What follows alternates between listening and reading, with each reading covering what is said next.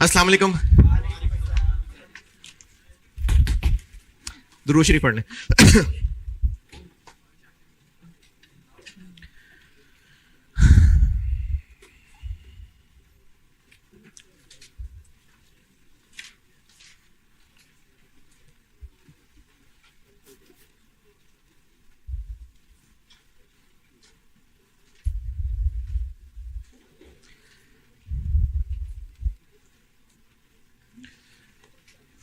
Special order में हम लोग हाँ या ना कर रहे हैं या प्राइसिंग कर रहे हैं, कंसिडर कर रहे हैं सिर्फ रेलिवेंट आइटम्स।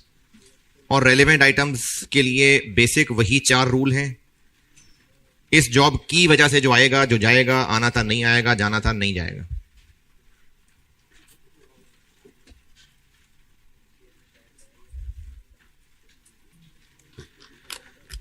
कल एक सवाल किया था पूरा, और अच्छे बच्चे उस सवाल को दोबारा कर लेते तो बहुत अच्छी बात होती, वरना अगली टाइम में तो करना ही होगा, तो इसलिए अभी कर लेते। होमवर्क दिया था? हाँ वही ना, हाँ वही दिया था। थोड़ा सा और मुश्किल सवाल कर लेते हैं। कल वाला मुश्किल नहीं था, चीजें ज्यादा थी, लेकिन अगर आप उस सवाल को दोबारा गौर करेंगे तो क्लैरिटी होगी। अच्छा, अब एक सवाल करा रहा हूं और इसका एडवांस वर्जन होमवर्क दूंगा, क्योंकि है जो अब करा रहा हूं। हाँ, और ये स्पेशल ऑर्डर बस कल फिर लिमिटिंग फैक्टर पे चलेंगे, तो आप अभी पढ़ लीजिए। अच्छा, वो सवाल एंड करते करते ना फिर रह ना जाए बात। आप आए चैप्टर के पहले पेज पे, पहला पेज, चैप्टर का पहला पेज।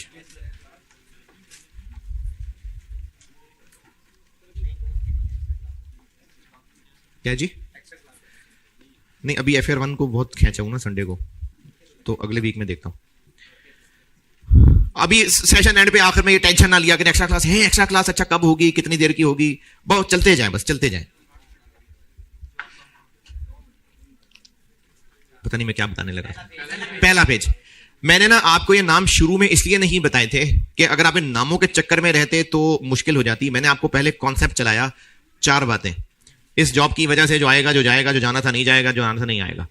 इनको ना बुजुर्गों ने कुछ नाम दिए हुए हैं, आपसे वो नाम लेके कोई 2-3 नंबर नहीं, MCQs कॉस्ट में नहीं होते, कोई शॉर्ट क्वेश्चन 2-3 नंबर का पूछा जा सकता है। तो ये थ्योरी वाली चीज है जो इस चैप्टर से बता रहा हूं, आगे और भी बताऊंगा, अभी फिलहाल एक चीज बता रहा हूं। पहले पेज पे 2.2, 2.1, ये 4-5 नाम हैं, ये नाम लेके आपसे पूछे जा सकते हैं। जैसे पहला क्या है? Incremental cost. क्या लगता है नाम से? इंक्रीमेंटल कॉस्ट, जो इस जॉब की वजह से एक्स्ट्रा होगा। डिफरेंशियल कॉस्ट, पहले हमने वर्कर को 200 रुपए देने थे, इस जॉब सुपरवाइजर को हमने मंथली सैलरी देनी होती थी। इस जॉब पे चूंकि और उसको कहेंगे काम ये भी ध्यान से देखना है, तो पहले जो उसको 3 लाख देते थे, अब उसको इस महीने 320 देंगे, तो वो जो 20 है वो रेलिवेंट, ये डिफरेंशियल है। आगे क्या है? अवॉइडेबल। ये क्या चीज लगती है नाम से? होना था अब बच जाएगा, उसको अवॉइडेबल कहते हैं। आगे ये आपको पता है क्या होती है। अच्छा, इसी तरह 2.3, 2.2 संक कॉस्ट, जो पास्ट में हो चुकी उसको संक कॉस्ट कहते हैं। और ये जो ऊपर बताई थी इनके ऊपर हेडिंग क्या थी? Types of relevant cost. अब ये चीजें आप रेलिवेंट पहचानना सिखा चुका, अब बस नाम बताए हैं। इसी तरह 2.2 पे हेडिंग क्या है? नहीं 2.2 पे इररेलेवेंट। अब ये जो नाम लिखे हैं मैं ये समझा चुका हूं कॉन्सेप्चुअली, बस ये कुछ नाम है जो याद कर रहे हैं। अब तो 2.1 और 2.2 ये नाम है जो आपसे 2-3 नंबर का पार्ट थ्योरी का पूछा जा सकता है। इनके लिए आप ये एक 1.5 लाइन लिखने के काबिल हो, बहुत है। क्या है इररेलेवेंट में? Unavoidable cost. ये क्या है? फैक्ट्री का रेंट देना ही था, पहले भी देते थे अब भी देना है, तो वो रेलिवेंट है? नहीं, अनअवॉइडेबल है। आगे वो भी इसी तरह की चीज है, कमिटेड है, देने ही देने हैं, तो वो रेलिवेंट होगा? नहीं होगा। तो ये नाम वही कॉन्सेप्ट ही हैं जो पहले कर चुके, बस पहले मैंने नामों में के चक्कर में नहीं डाला था, अब चूंकि सिखा चुका तो अब ये नाम है जो आपसे थ्योरेटिकली पूछे जा सकते हैं। तो ये 2.1 और 2.2।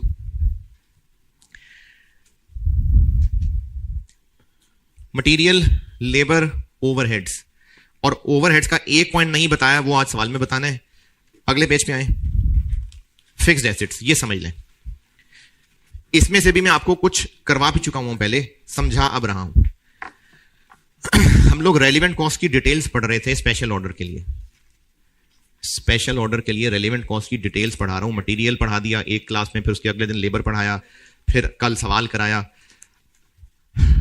फिक्स्ड एसेट्स, इससे मुराद क्या है? अगर आपको ये लिखी हुई अंग्रेजी ना काफी लगे तो कुछ और भी लिख लीजिएगा, समझा देता हूं।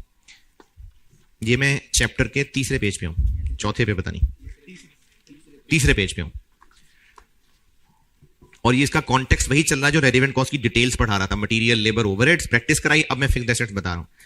इसका कॉन्टेक्स्ट समझ लें, और जो लिखा हुआ है आपको काफी लगे तो ठीक है, नहीं तो खुद अपने हिसाब से कुछ और लिख लेना। हमें इस जॉब के लिए वो जो 100 छोटी छोटी चेयर्स बनानी थी, हमें जो रिसोर्सेज रिक्वायर्ड हैं, मटेरियल चाहिए, लेबर चाहिए, मशीन आवर्स चाहिए, यानी ओवरहेड्स चाहिए, ये पढ़ लिया। हमें इसके लिए एक इक्विपमेंट भी चाहिए होगा, पीपीई। अच्छा, अगर वो किराए पे लाना पड़ा तो वो डिस्कशन हो चुकी है, मैं पीपीई की बात कर रहा हूं, ओन करना पड़ेगा। अगर हमें इस काम के लिए कोई पीपीई चाहिए तो दो बातें, या तो वो पहले ही हमारे पास है या नया लाना पड़ेगा। तो अगर नया लाना पड़ेगा तो वो जितने का नया होगा वो सारी ही इस जॉब की रेलिवेंट कॉस्ट है। क्यों फेयर नहीं है? क्योंकि इतने सारे पैसे इसी जॉब को डाल देंगे, और वो इक्विपमेंट सिर्फ इसके लिए तो इस्तेमाल नहीं होना, आइंदा भी हुआ करेगा। तो अगर हमने इसके लिए नया पीपीई खरीदना है, नया, तो उसकी रेलिवेंट कॉस्ट ये होगी कि खरीदेंगे कितने का माइनस इसकी वैल्यू क्या रह जाएगी एट एंड ऑफ जॉब। हम खरीदेंगे कितने का माइनस उसकी वैल्यू क्या रह जाएगी, इनका डिफरेंस क्यों? इतने रुपए का प्लांट ये जॉब खा जाएगी। हम 10 का खरीदेंगे और इस जॉब पे यूज करने के बाद ये 8 वर्ष का बचा हुआ होगा, तो फिर 2 मिलियन इसकी रेलिवेंट कॉस्ट है। कौन सी वैल्यू? बुक वैल्यू नहीं, वैल्यू मार्केट वैल्यू। लेकिन शायद ये गिवन ना हो तो बुक वैल्यू ही अज्यूम कर लें, तो हम वो जो 2 रुपए फिक्स रेलिवेंट कॉस्ट ले रहे हैं वो डेप्रिसिएशन ही होगी। तो नया पीपी अगर खरीदना पड़ा, नया यानी अभी खरीदना है, अभी खरीदा नहीं है, तो उसकी रेलिवेंट कॉस्ट क्या होगी इस जॉब पे यूज करने की? जितने की खरीदेंगे माइनस ये जॉब खत्म होने के बाद उसकी मार्केट वैल्यू क्या रह जाएगी। ये है लॉजिकली। अगर ये फिगर नहीं पता तो मजबूरन उस पीरियड की डेप्रिसिएशन को रेलिवेंट मान लेंगे। और वो भी क्यों मान रहे हैं डेप्रिसिएशन को? क्योंकि हम ये अज्यूम कर रहे होंगे कि एंड पे इसकी मार्केट वर्थ उतनी ही बच गई होगी जितनी इसकी कैरिंग अमाउंट होगी, और दिस माइनस दिस, तो फिर डेप्रिसिएशन ही हुई ना। तो ये मैंने आपको पेज तीसरे के टॉप पे नहीं, दूसरा वाला टॉप पे नहीं, एसेट टू बी परचेज्ड, ये पढ़ लें कि अगर हमें एसेट खरीदना पड़ा तो जितने का नया होगा माइनस जॉब के एंड पे उसकी मार्केट वैल्यू क्या रह जाएगी। ये डिफरेंस रेलिवेंट कॉस्ट है। लेकिन अगर ये नहीं पता तो मजबूरन इसकी डेप्रिसिएशन से भी काम चला लेंगे।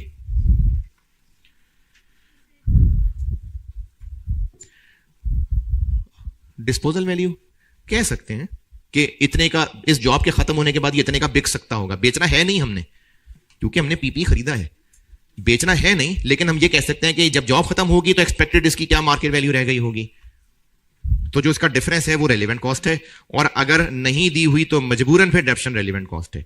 इसलिए 4 दिन पहले जब मैंने एक स्मार्ट प्रोसेसिंग का सवाल सॉल्व करवाया था बोर्ड पे, लेबर के चैप्टर में 20 बैचेस हमने बनाने थे, 500 एक बैच में बनने थे, तो उसमें मैंने कहा था, रीजन बाद में बताऊंगा, लेकिन वहां हमने नए प्लांट की डेप्रिसिएशन को रेलिवेंट कॉस्ट लिया था। वो इसलिए लिया था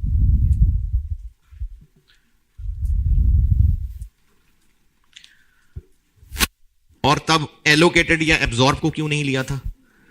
क्योंकि वो निकले होते हैं फिक्स्ड, और फिक्स्ड हो या रेलिवेंट नहीं होता। तो नया पीपी खरीदना पड़ा तो ये रेलिवेंट है, और अगर पुराना एग्जिस्टिंग ही इस्तेमाल करना पड़ा तो उसकी डेप्रिसिएशन हरगिज रेलिवेंट नहीं है। क्यों रेलिवेंट नहीं है? क्योंकि पहले ही हमारे पास है, उसने डेप्रिशिएट तो हो ही जाना है, तो हरगिज हरगिज डेप्शन उसकी रेलिवेंट नहीं है। फिर क्या रेलिवेंट है? जो वहां इस्तेमाल होके कुछ कमा लेता वो कुर्बानी रेलिवेंट है। और वो कुर्बानी क्या होगी, सवाल पे डिपेंड करता है। कल वाले सवाल में हम कुर्बानी कंसिडर कर चुके, वो जो 4000 पर डे किराए पे देना था तो वो कुर्बानी ही कंसिडर की थी। तो अगर एग्जिस्टिंग पीपीई यूज होना है तो फिर उसकी कुर्बानी रेलिवेंट है, और वो कुर्बानी सवाल में ही बताई होगी। फॉर एग्जाम्पल जो हम रेंट वो जीपीएल वाले सवाल में कर चुके। हाँ जी, अगर आर्स मेथड होना फिर भी डेप्रिसिएशन रेलिवेंट नहीं होती। क्यों? क्योंकि प्लांट खरीदा जा चुका है, उसने चाहे आर्स मेथड चाहे यूनिट्स मेथड चाहे उसने तो डेप्रिशिएट हो ही जाना है। इस जॉब की वजह से थोड़ी वो डेप्रिसिएशन से रुकेगा। तो इसलिए पुराने की डेप्रिसिएशन हरगिज रेलिवेंट नहीं होती। उसके लिए कोई ना कोई कुर्बानी होगी, वो कुर्बानी रेलिवेंट होगी। क्या जी? देखो वो तो डेप्रिसिएशन कैलकुलेशन का तरीका है ना। प्लांट तो खरीद चुके ना, उस प्लांट ने डेप्रिशिएट समहाउ हो ही जाना है, इस जॉब की वजह से नहीं होना है, उसने हो ही जाना है। चलें ठीक है, ये स्पेशल ऑर्डर वाली बातें खत्म। एक सवाल अभी बोर्ड पे कर रहा हूं और उसका एडवांस वर्जन वो होमवर्क दूंगा। अच्छा, उसका एडवांस वर्जन होमवर्क इसलिए दूंगा कि आप खुद करके और फिर डिस्कशन सुनेंगे तो ज्यादा सीखेंगे, बजाय इसलिए कि मैं बोर्ड पे करूं। इसलिए मैं आसान भी नहीं, एक खुद कर रहा हूं, गहरा होमवर्क दूंगा जी। सारा इसको क्यों चार्ज कर रहे हैं? जी जी, हम खरीद चुके हुए हैं, हाँ, लेकिन हम खरीद नहीं चुके ना न्यू एसेट। ये जॉब एक्सेप्ट करेंगे तो खरीदेंगे, वरना नहीं खरीदेंगे, इसलिए तो न्यू कह रहा हूं उसको। इसलिए डेप्शन ले रहे हैं, वो भी मजबूरन ले रहे हैं, वरना असल में ये लेना था। देखिए न्यू एसेट हमने भी खरीदा नहीं है, ये जॉब होगी तो इक्विपमेंट खरीदेंगे, वरना नहीं खरीदेंगे। लेकिन पुराना एसेट वो तो ऑलरेडी हमारे पास है। ऑटम 17 पढ़ लें, मैं करता हूं बोर्ड पे। ऑटम 17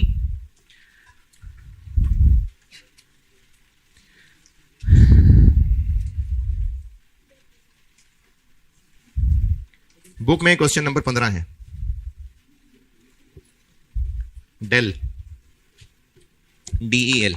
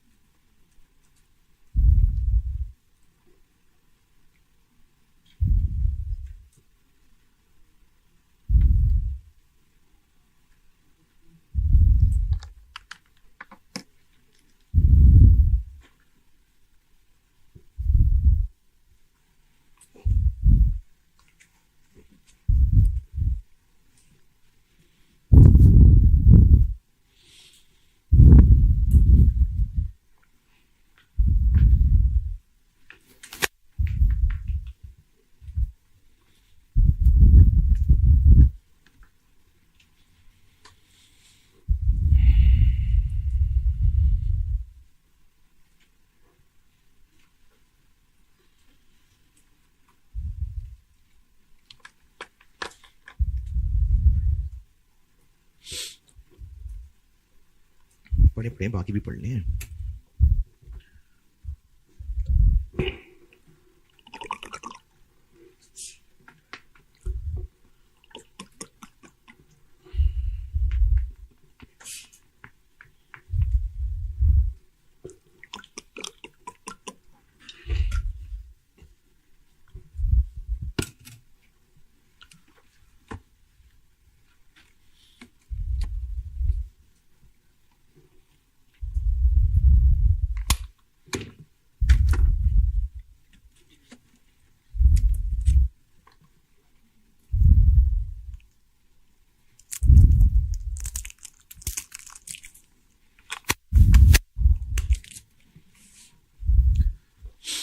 हाँ जी, पढ़ लिया तो मैं बात करूं। कैसे पता इस टॉपिक का सवाल है? रिक्वायरमेंट से भी पता चल रहा है और सवाल के डाटा से भी पता चल रहा है। हम बनाते हैं गाड़ियों के रेडिएटर। हमें मिला है ट्रक के रेडिएटर का ऑर्डर, तो स्पेशल ऑर्डर है। चलें जी, जिनको अंग्रेजी समझ नहीं आई, पहले पैराग्राफ के अंदर कहा हुआ है कि हम गाड़ियों के रेडिएटर बनाते हैं और नॉर्मल हालात में हर साल 2 लाख यूनिट्स बेच लेते हैं। एक की सेल प्राइस बता दी, 500 हाईली स्किल्ड लोग हैं हमारे पास, उनके वेज रेट बता दिया, उनके टोटल आवर्स बता दिए, एक रेडिएटर पे कितने रुपए का मटेरियल लगता है, ओवरहेड्स वगैरह। ये पहले पैराग्राफ में एग्जिस्टिंग तफसील बताई हुई है। इस पैराग्राफ की अंग्रेजी अगर किसी को समझ नहीं आई तो शर्म करे, और शर्म करके फिर पूछना है तो पूछ ले। पहला पैराग्राफ, चलें, नहीं आई शर्म आपको। दूसरा पैराग्राफ, दूसरे पैराग्राफ में हमारे पास एक कस्टमर आया TRU नाम का, और उसने हमसे 4000 रेडिएटर मांगे। पैसे अच्छे थे, इसलिए हमने सोच लिया कि हम गाड़ियों का काम फिलहाल रोक देते हैं और ये वाला ऑर्डर पकड़ लेते हैं, और जज्बाती होकर हमने 60 मिलियन रुपए का मटेरियल खरीद भी लिया। कल वाले सवाल में अभी ऑर्डर प्लेस हुआ था, अब खरीद चुके, प्रोक्योर्ड, ऑलरेडी प्रोक्योर्ड यानी खरीद लिया, और अभी काम शुरू करना ही था कि TRU हम में नहीं रहे। ये दूसरा पैराग्राफ। हाँ जी, दूसरा पैराग्राफ। अभी हम रो ही रहे थे कि हमारे पास NTR आया, और NTR ने आके कहा जी वही ट्रक के रेडिएटर मुझे बेचना, पैसे मैं थोड़े दूंगा। तो अब हमने ये फैसला करना है कि NTR जो हमसे मांग रहा है 40,000 रुपए की प्राइस पे, तो उसको हां बोलें या ना बोलें। और उसके बाद ये जो 0.123 सारे हैं, ये फिर अब कॉस्ट की कैलकुलेशन है, वो मैं आपको सॉल्व करते करते अंग्रेजी सिखाता हूं। पहले 3 पैराग्राफ्स में कोई बात पूछनी है तो बेटे पूछें। इसमें मटेरियल और कल वाले में फर्क है। कल हमने अभी ऑर्डर प्लेस किया था, इसमें हम खरीद चुके हुए हैं। कल वाले में अगर ये जॉब ना होती तो यकीनन हम ऑर्डर कैंसिल करने वाले थे। अब पड़ा हुआ मटेरियल है, तो अब इसको हमने पड़े हुए वाले के तौर पे डील करना होगा कि स्टॉक में पड़ा हुआ है, तो फिर क्या रेलिवेंट होता है? अपॉर्चुनिटी कॉस्ट, कुर्बानी। तो वो फिर इसको सॉल्व करेंगे तो निकलेगी। पहले 3 पैराग्राफ और ये बात कि इस टॉपिक का सवाल है, इसमें कोई सवाल बेटा? तो फिर सॉल्व कैसे करें जी इसको? इन 4000, अच्छा NTR ने कितने रेडिएटर खरीदने हैं? यही वाले 4000। कैसे पता? क्योंकि उसी की कंटिन्यूटी में बता रहा है, to deal with the situation. अब वो हमें थोड़ी सी चेंजेस करवा के 40,000 रुपए दे रहे हैं, तो क्वांटिटी नहीं बताई तो वही 4000 ही है। तो उन 4000 यूनिट्स की सेल्स और रेलिवेंट कॉस्ट कैलकुलेट कर लेते हैं, और हां बोल देंगे अगर प्रॉफिट हुआ तो। बस इतनी सी बात है। ऑटम 17 जी, हाँ तो वो प्रोडक्शन हमें स्टॉप इसलिए करनी पड़ेगी ना, क्योंकि हमारे पास हाईली स्किल्ड लेबर है। तो आप इसको ये भी कह सकते हैं कि ये हाईली स्किल्ड लेबर का वो वाला पॉइंट आ जाएगा, कौन सा? जिनसे एग्जिस्टिंग काम रुकवा रहे थे। और अगर लेबर से ना भी लिंक करें तो एग्जिस्टिंग प्लांट की कुर्बानी, दोनों में एक ही रिजल्ट है। चाहे उसको वेजेस के साथ जोड़ दें, चाहे कुर्बानी अलग से बता दें। तो मैंने जैसे सिखाया था तो वेजेस के साथ जोड़ देता हूं। 4000 यूनिट्स हैं, और हमने हां या ना बोलना है NTR को।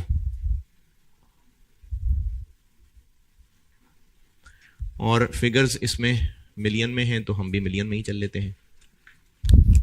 तो प्रॉफिट होगा तो हां बोल देंगे। तो सेल्स में क्या लिख लें जी? 4000 इंटू 40,000,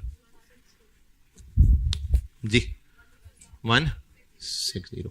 तो उस 50,000 का क्या करें? वो 50 अब नहीं है, खत्म हो गया, वो टीआरयू के साथ चला गया दुनिया से। तो अब हमें 50 मिलना था, इसकी वजह से 40 मिलेगा है? नहीं, 50 नहीं मिलना था। हम एनटीआर से जस्ट पहले कहां खड़े हैं? हम वेले बैठे हैं। वो 50,000 का किस्सा खत्म हो चुका हुआ है। तो अब से ऑनवर्ड इसको हां बोलेंगे तो 40,000 मिलेगा। तो ये हो गई सेल्स, और इसमें लगना है मटेरियल पता नहीं कितना, लेबर पता नहीं कितना, और वेरिएबल ओवरहेड्स पता नहीं कितना, और फिक्स्ड ओवरहेड्स।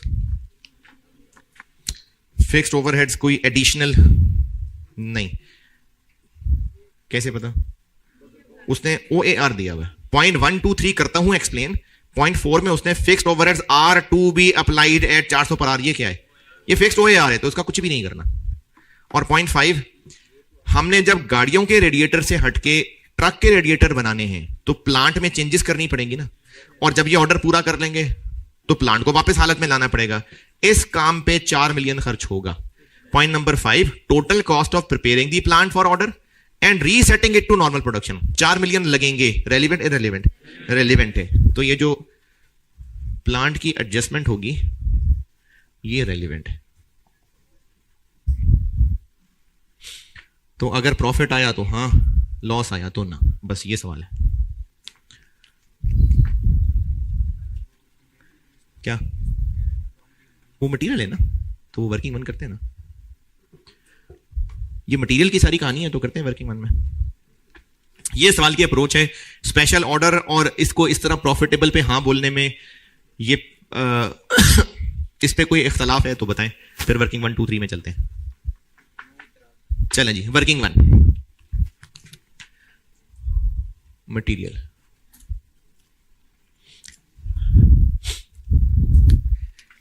अब तक जो भी 4-5 सवाल किए उन मटेरियल की क्वांटिटी और पर किलो रेट बताया होता था। यहां पर ऐसा कुछ नहीं है, यहां पर टोटल अमाउंट बताई है बस।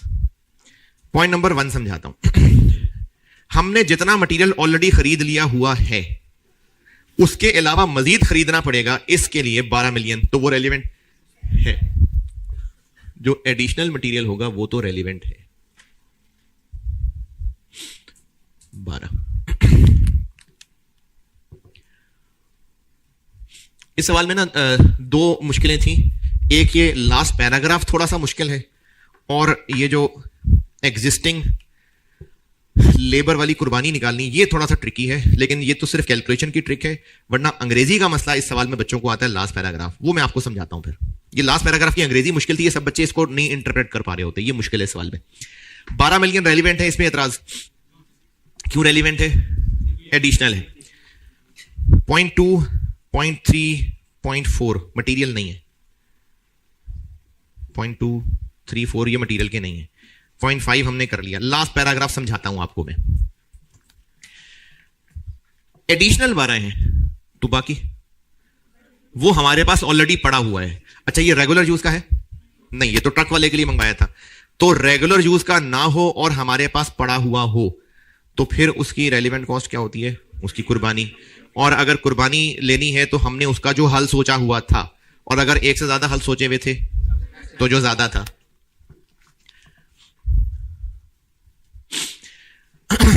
यहां मैं लिखता हूं, अभी रफ एक बात समझा रहा हूं। 60 मिलियन रुपए का मटेरियल था, ये मैं इधर वर्किंग में कर दूंगा, अभी समझा रहा हूं। इस में से जो, ये मैं आपको आखिरी पैराग्राफ समझा रहा हूं, इस 60 मिलियन में से जो 10 मिलियन रुपए का मटेरियल है उसको हम लोग चेंज करके गाड़ियों में कर सकते हैं इस्तेमाल। तो जो बाकी 50 है वो नहीं कर सकते। तो इसका मतलब हुआ कि इस 60 में से जो 50 है इसने सिर्फ सेल ही होना है, और जो बाकी 10 है वो सेल भी हो सकता है और कन्वर्ट भी हो सकता है। कैलकुलेशन बाद में करते हैं, पहले लास्ट पैराग्राफ से ये 2 शाखें बनाई हैं मैंने, ये दोबारा बताता हूं। 60 मिलियन के बारे में लिखा हुआ है कि 60 मिलियन चूंकि बेकार है तो हम इसको अगर बेचें तो बेच सकते हैं, यानी ये और ये बिक सकते हैं। हाउएवर 10 मिलियन ये भी हो सकता है, आखिरी पैराग्राफ की अंग्रेजी जो भी मुश्किल है, इतनी बात समझ आ रही है? बेच सकते हैं ये बात 60 मिलियन के लिए लिखी हुई है, हाउएवर कन्वर्ट हो सकता है ये बात सिर्फ 10 मिलियन के लिए लिखी हुई है। तो इसका मतलब है जो बाकी 50 है वो सिर्फ बिक ही सकता है, और जो 10 है वो बिक तो सकता ही है क्योंकि पूरा 60 बिक सकता है, लेकिन इसको हम गाड़ियों में भी कर सकते हैं इस्तेमाल। तो इसकी रेलिवेंट कॉस्ट क्या होगी? बस एनआरवी, और इसकी दोनों में से हायर। तो ये जो सरप्लस मटेरियल है, अच्छा अंग्रेजी मैटर नहीं करती, मैटर करता है कि आप फिगर्स कौन सी यूज कर रहे हैं। सरप्लस मटेरियल से समझ कुछ नहीं आ रहा था, तो उसको हमने कहा 50 मिलियन, और कितने का बिक सकता है? तो इस बेकार जो पड़ा था उसकी रेलेवेंट कॉस्ट हो गई 35। ये इसकी कुर्बानी है। और वो जो दूसरा, इसको हम, अच्छा अंग्रेजी मैटर नहीं कर रही, अगर आपको लग रहा है सरप्लस क्यों लिखा है कुछ और लिख लें भाई, बात हो रही है इस 50 मिलियन की। अब करने लगा हूं उस 10 मिलियन की बात, उसके लिए कोई भी अंग्रेजी लिख लें, अल्टरनेटिव कह दें, अल्टरनेटिव मटेरियल।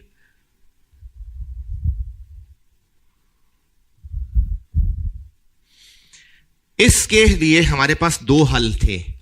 एक हल था कि हम इसको बेच दें जाके, अगर बेच देंगे तो 7 मिलियन नेट दे सकता है हमें, और अगर गाड़ियों में इस्तेमाल कर लें तो फायदा क्या होगा?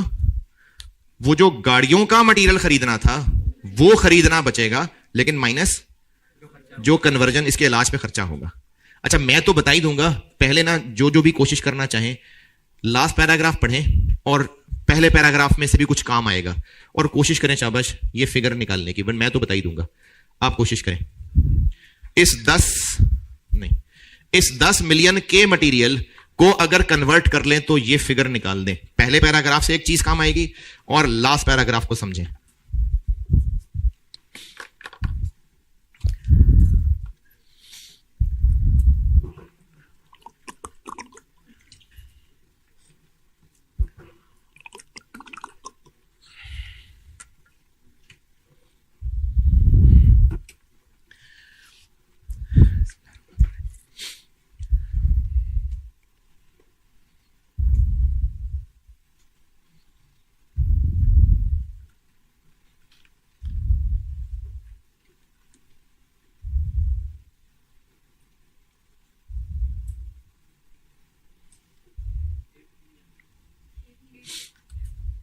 बिल्कुल सही है, बाकी भी कर लें ट्राई। 8 मिलियन तो सुन लिया, लेकिन कैलकुलेशन भी ट्राई कर लें कि 8 आ भी रहा है कि नहीं।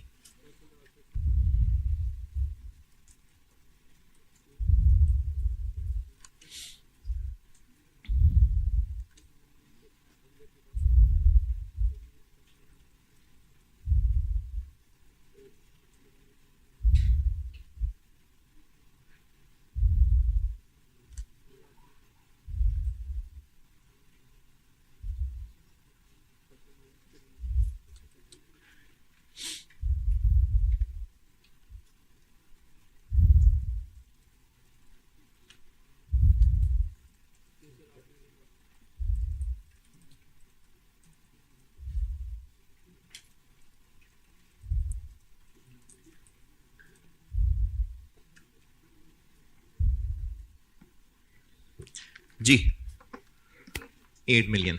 चलें, जिनसे नहीं हुआ समझाता हूं। जब हम कोई प्रोडक्ट बनाते हैं, चलें कंप्यूटर बना लेते हैं, तो जो बिजनेस कंप्यूटर बनाता होगा तो उसकी मटेरियल कॉस्ट, बस एक ही मटेरियल होगा जो कंप्यूटर नहीं, बहुत सारी चीजों से मिलकर कंप्यूटर बनता होगा, वो सारी चीजें ही मटेरियल कॉस्ट हैं। और उसमें वो जो बहुत सारे पुर्जे लग रहे हैं उन सबको हम कह देंगे डिफरेंट कंपोनेंट्स हैं, वो सब मिलाएंगे तो मटेरियल है। जैसे चेयर जिस पे आप बैठे हुए हैं, जो बिजनेस ये चेयर बना रहा है तो उस चेयर की मटेरियल कॉस्ट क्या है? लकड़ी भी है, फोम भी है, कपड़ा भी है, मेटल भी है, ये सब उसका मटेरियल है, और ये सब मुख्तलिफ उसके कंपोनेंट्स भी कहला सकते हैं। तो गाड़ियों के रेडिएटर बनाने में, एक गाड़ी का रेडिएटर बनाने में पहला पैराग्राफ 3000 रुपए की मटेरियल कॉस्ट होती थी एक गाड़ी की।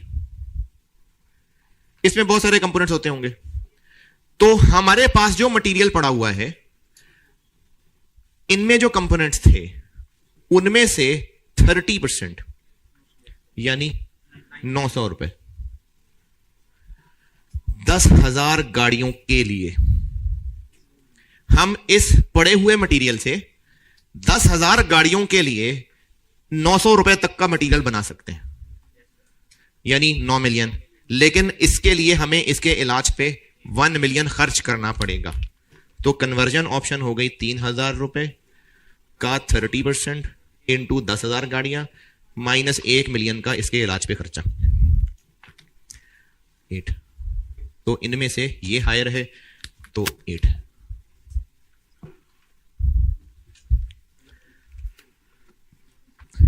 जी नहीं समझ आया?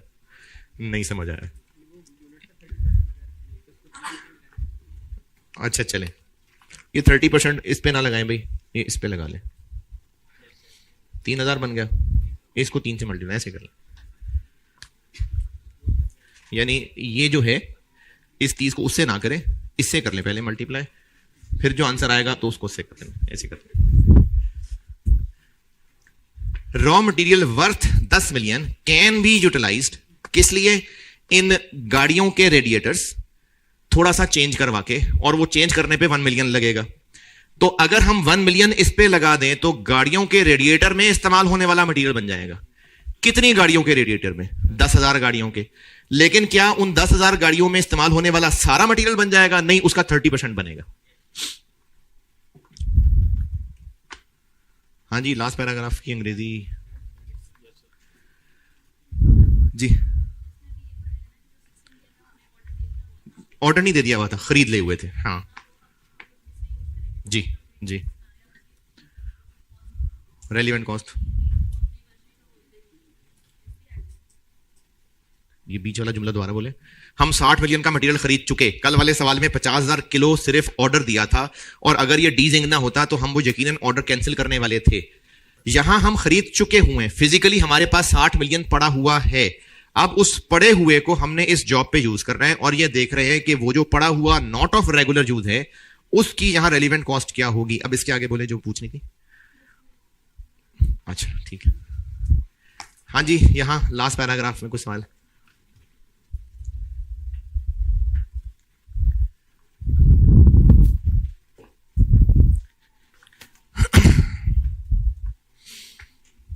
अच्छा, आप लोगों के पास एक मल्टी प्रोसेसिंग की ऐसी जबरदस्त टैलेंट है कि इतने मुश्किल मुश्किल सवाल समझ भी रहे होते हैं और मोबाइल भी यूज कर रहे होते हैं। कमाल है, वैसे आप बहुत टैलेंटेड लोग हैं। मैसेजेस का जवाब भी दे रहे होते हैं। क्या कमाल है वैसे, कैसे कर लेते हैं ये?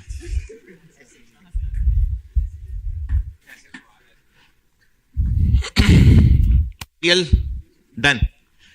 तो ये बन गया 55।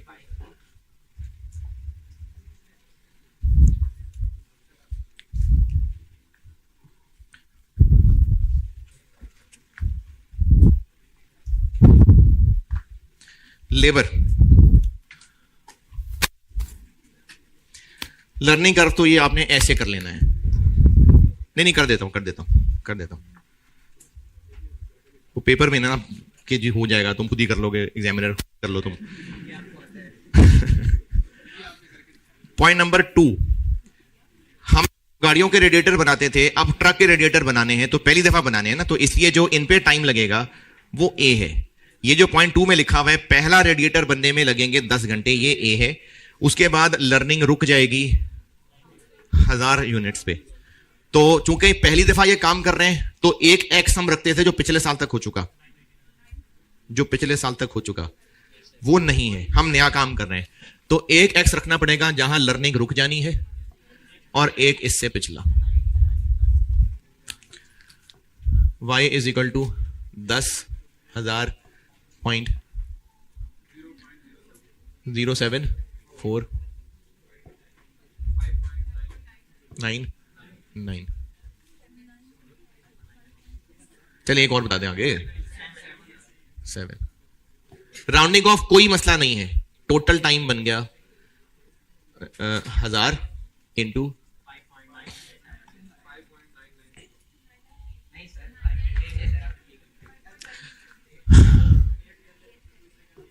कोई बात नहीं, कोई मसला नहीं। एक हो गया जी ये,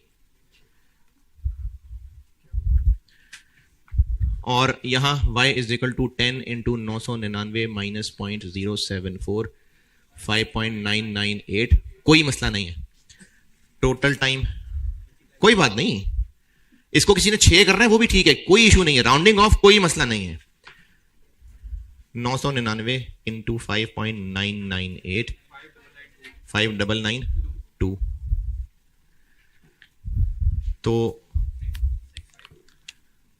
1000वें यूनिट पे 6 घंटे, 1000वें यूनिट पे।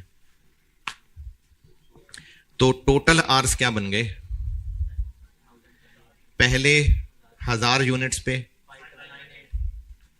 5998, और नेक्स्ट 3000 पे 3000 इंटू 6 18,000 23998, ये आ गए लेबर आवर्स।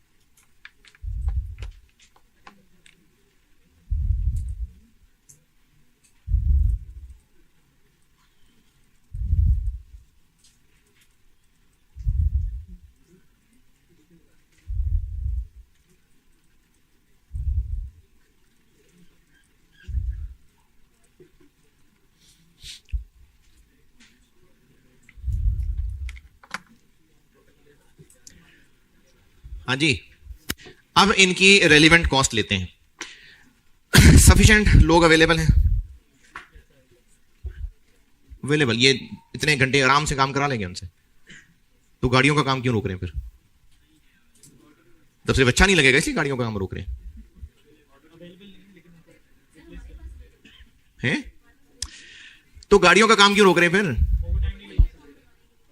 हाँ, तो इसका मतलब उन लोगों, देखें हमारे पास 500 हाईली स्किल्ड लेबर हैं, ऊपर आगे उनके आपको वेज रेट वगैरह घंटे सब बताए हुए हैं, तो वो 500 लोग हमारे पास वर्किंग के लिए अवेलेबल हैं। तो हम अगर उनसे गाड़ियों का काम छुड़वा रहे हैं तो इसलिए छुड़वा रहे हैं ना कि और लोग नहीं है ना? तो ये हमारे ही पास मौजूद थे, लेकिन एग्जिस्टिंग काम बंद करवा के इस काम पे लाएंगे, तो वहां जो कंट्रीब्यूशन लॉस्ट होगा प्लस उसकी वेज, ये रेलिवेंट है जी।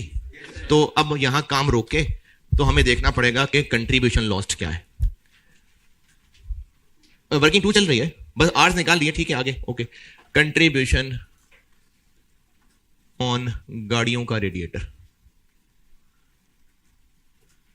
देखें, इसका कंट्रीब्यूशन निकालेंगे और उसके साथ वेज रेट ऐड करके तो इसे मल्टीप्लाई कर देंगे। तो इसी वर्किंग 2 में ही चल रहा हूं आगे। गाड़ियों के एक रेडिएटर पे कितना कंट्रीब्यूशन कमाते? Sale price 15,000। अगर आपको भूल गया है तो बेशक ना आप पेजेस पलट के, मैंने उस दिन जो क्लास में B16 B25 किया था बेशक वो सामने रख लें। 3 दिन पहले शायद मैंने लेबर का ना इलस्ट्रेशन 3 की थी और इधर ही खड़े होकर यही किया था सॉल्व। B25 के ऊपर कंट्रीब्यूशन निकाली थी, फिर उसमें 35 आंसर आया था, उसमें 60 रुपए फिर एड बैक किया था। तो रजिस्टर पे मैंने जैसे सॉल्व नोट किया हो आपने, अगर एक नजर देख लें तो वही करने लगा। चलें, देख लिया आपने।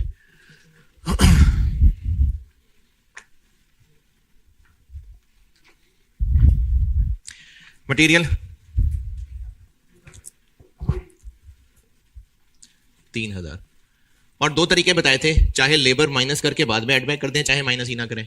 दोनों बातें हैं, माइनस ही ना करें। चलें, नहीं करते, पक्की बात। माइनस करना है तो फिर बाद में ऐड बैक कर लेंगे, नहीं माइनस करना तो कोई बात नहीं। आगे वेरिएबल ओवरहेड, ये कितने होते थे? लेबर का 150%। तो लेबर किधर है? लेबर किधर है? तो निकाल लेते हैं। ऊपर लिख ही लेते हैं लेबर। हाँ जी, है 1350। कैसे?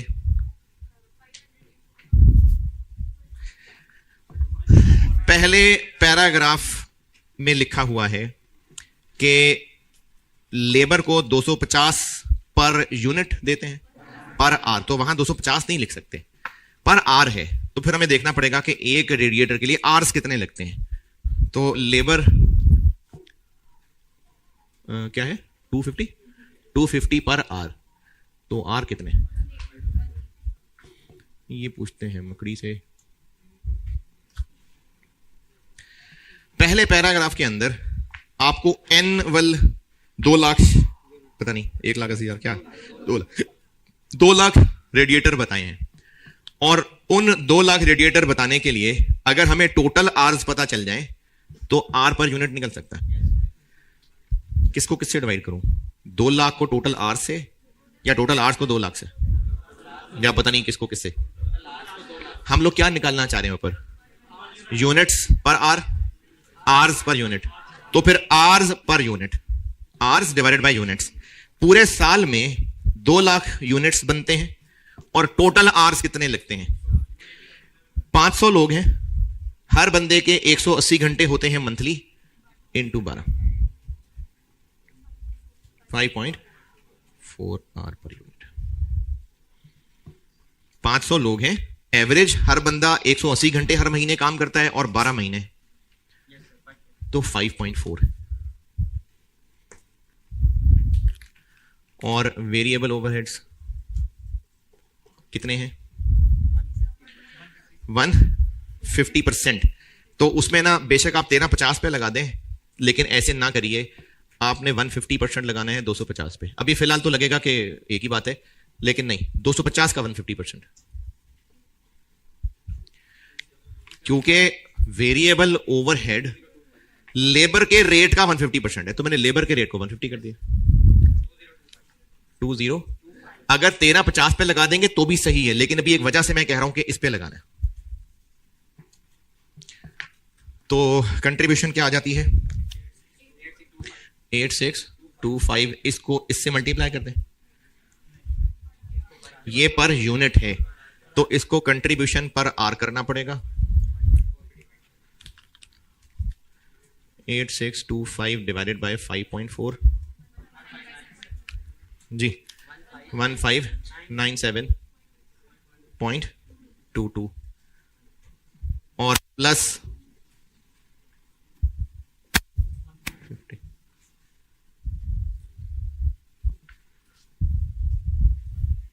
50,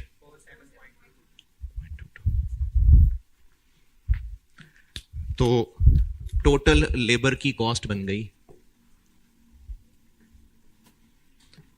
1847.22 इंटू 23,998,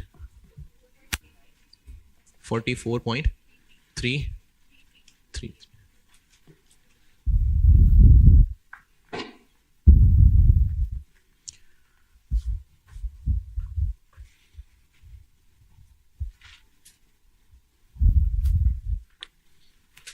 अच्छा, आप ऐसा बिल्कुल कर सकते थे, वो तो रेट निकालना था तो मैंने लेबर लिख दिया, वरना आप ये कर सकते थे लेबर यहां माइनस ना करें और फिर 250 ऐड भी ना करें, तो डायरेक्टली इसका आंसर ये आ जाता।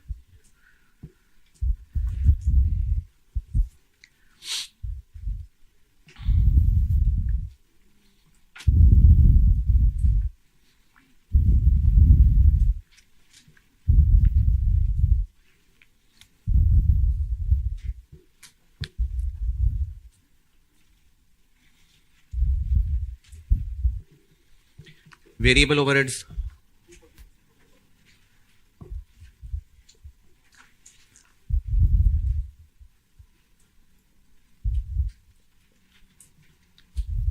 .3 240% ऑफ लेबर, तो इस पे 240 लगा दे। ये तो लेबर की रेलेवेंट कॉस्ट है, लेबर की रेलिवेंट कॉस्ट जीरो भी तो हो सकती थी। कैसे? सारे ही फुली हायर्ड होते तो क्या वेरिएबल ओवरहेड भी जीरो होते? तो अगर आपको वेरिएबल ओवरहेड्स लेबर की परसेंटेज बताए हैं तो वो लेबर की रेलिवेंट कॉस्ट की परसेंटेज नहीं है, वेज रेट का परसेंटेज। अभी मैंने इसीलिए ना 1350 पे 150 नहीं लगाया था, 250 पे लगाया था। और स्टैंडर्ड कॉस्टिंग में ये काम कर चुके हुए हैं कि वेरिएबल का जो स्टैंडर्ड रेट है वो लेबर के रेट के साथ लिंक्ड है। तो 240% ऑफ 44 मिलियन नहीं करना, ये तो रेलिवेंट कॉस्ट है, तो जीरो भी हो सकती थी। वेज रेट का 240% है, यानी 250 का 240%। हाँ, अब आर से मल्टीप्लाई कर लेते हैं।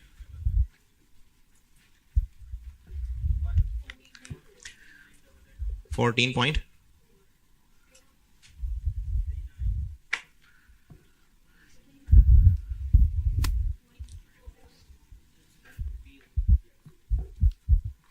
बस ये सवाल था।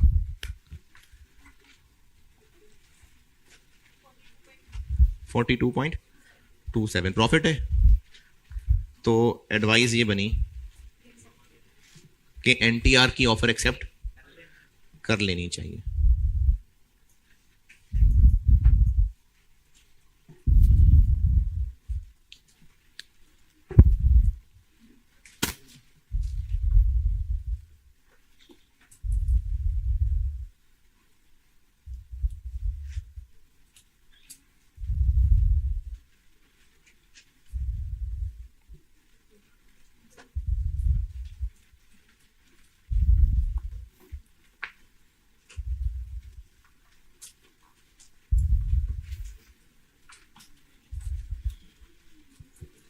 हाँ जी, ऑटम 17।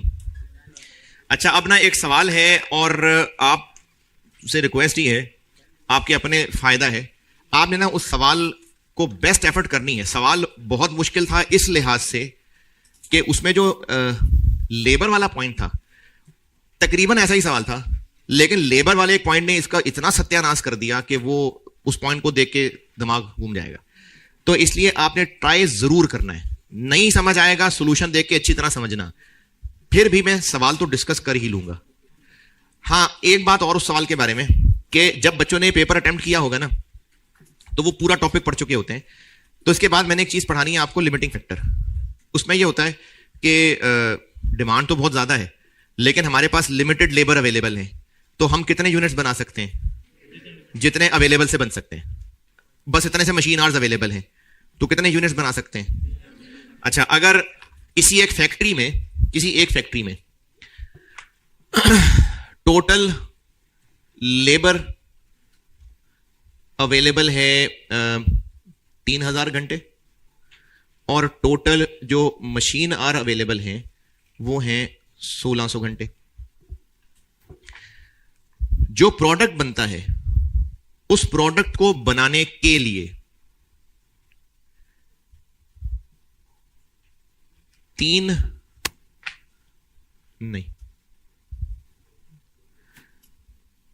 10 लेबर आवर लगते हैं और 4 मशीन आवर लगते हैं, यानी 4 घंटे मशीन आवर लगते हैं और 10 घंटे लेबर आवर लगते हैं, एक प्रोडक्ट को बनाने के लिए चाहिए होते हैं। तो हम इस महीने में कितने यूनिट्स बना सकते हैं मैक्सिमम? कैसे? लेबर आवर्स 3000 अवेलेबल हैं, बस कितने यूनिट बन सकते हैं? 300। मशीन आवर्स 1600 अवेलेबल हैं, लेकिन हम यही बना सकेंगे ना, लेबर आवर पहले खत्म हो जाएंगे। ये जब लिमिटिंग फैक्टर पढ़ लिया होता है तो बच्चे ये कर चुके होते हैं। ये पॉइंट इस सवाल में मिक्स था, इसलिए मैंने आपको वो खुद पहले बता दिया कि आपको ये अवेलेबिलिटी बताई हुई है और उससे अंदाजा लगाना पड़ेगा कि मैक्सिमम कितने बन सकते हैं। तो इस सवाल में लेबर बहुत ही कमाल है, उसके अलावा बाकी बिल्कुल ऐसा ही सवाल है। तो सवाल आपने जरूर ट्राई, किताब में नहीं है, सवाल आपने बिल्कुल कोशिश करिएगा, बेस्ट मैं कर लूंगा डिस्कस। सवाल है जी स्प्रिंग 24 अटेम्प्ट का क्वेश्चन नंबर 4। स्प्रिंग 24 क्वेश्चन 4 और उसका आईकैप का सॉल्यूशन जिस तरीके से था, मैं एंड रिजल्ट वही है, तो जिस तरीके से वो सॉल्व था उसमें मैं नहीं चाह रहा कि वो पिक्चर स्टूडेंट तक पहुंचे, वो कॉन्सेप्ट को खराब करेगा। वो फिक्स कॉस्ट करके कुछ कैलकुलेशन की हुई है, वो कॉन्सेप्चुअली गुमराही भी हो सकती है, तो इसलिए मैंने ना इसी पैटर्न पे सॉल्व करके तो आपसे सोल्यूशन ग्रुप में शेयर कराया है, और मेरे ख्याल में हो गया होगा, अब तक हो गया हुआ है। तो स्प्रिंग 24 अटेम्प्ट में क्वेश्चन नंबर 4 था। इस पैटर्न पे सॉल्व करके मैंने सोल्यूशन आपसे शेयर कर लिया और रिकॉर्डिंग वालों का 101 लेक्चर रेफरेंस लेके कोर्स में रख दिया। तो पहले खुद पूरा ट्राई करके जितनी भी बेस्ट एफर्ट कर सके, फिर सोल्यूशन से टकरे मारें और कल फिर यहां आपको समझा दूं। Spring 24 question 4। ठीक है।